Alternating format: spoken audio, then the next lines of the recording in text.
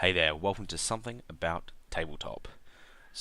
This is just going to be me, Master Blah, talking to you today about the various different campaigns that I've been doing. When I may make this a series or whatever, just talking about campaign strategies and stuff, and types of campaigns that I've run in the past. And this one is called, I've called it a discovery campaign. So pretty much how it works is that you come from a world that everyone knows. Let this be the D&D world, let this be the modern world, let this be medieval times. All of the players know what this world is, and they make characters for it. It's up to you if the players actually know that they're going to be going elsewhere, but sometimes it's a bit of fun if you trick them. And then they go for an adventure or they start doing something, and then they travel to the new world, they are teleported to the new world, or something happens to get them there. A wizard curses them or banishes them to this new world. And this new world can be anything. It can be a world that already exists, like modern to D&D or D&D to modern, or it can be a campaign world that you have created that they don't know of. And it usually is something different. This could also be back in time, this could also be the future. Now, this type of campaign is awesome. I've run it several times, and also run it in a way to introduce people to a campaign world that I created, and people love it. Number one things that this does that most other campaigns don't is it creates roleplay.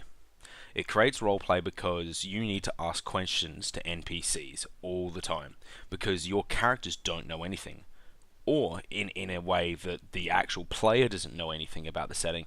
The players have to ask, and to do that they do it in character, so it really encourages roleplay. Also, it definitely lends itself to more survival based aspects of games as well, because traditionally, at least the ways that I've seen it being run, and I've run it myself, the worlds that they travel to are generally dangerous.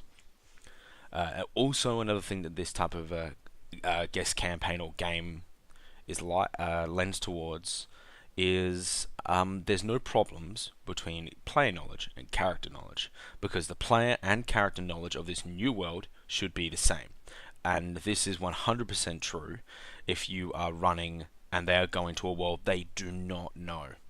Obviously, this can be a little bit of a problem if you're going from modern to D&D or D&D to modern, but that can be a bit of fun anyway.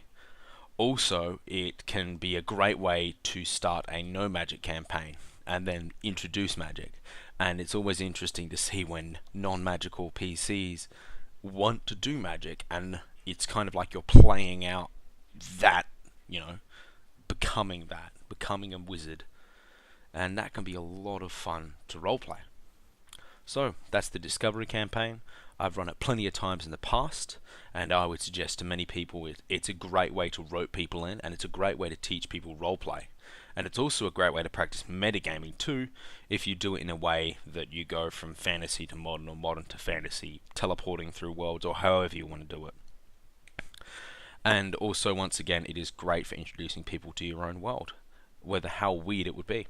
Because remember, they've gone to this weird world. Because say if you make a weird world, and you pitch it to your players, most players will be like, oof, I don't know if I want to do that. That seems a bit too weird for me. But if you get them in a situation where you just kind of shove them into the world, and they still have the abilities of the old world, they kind of find it more entertaining, and it can be a lot more fun for them, at least in my personal experience. Anyway, thanks for listening to Something About Tabletop. This is Master Blast, signing out.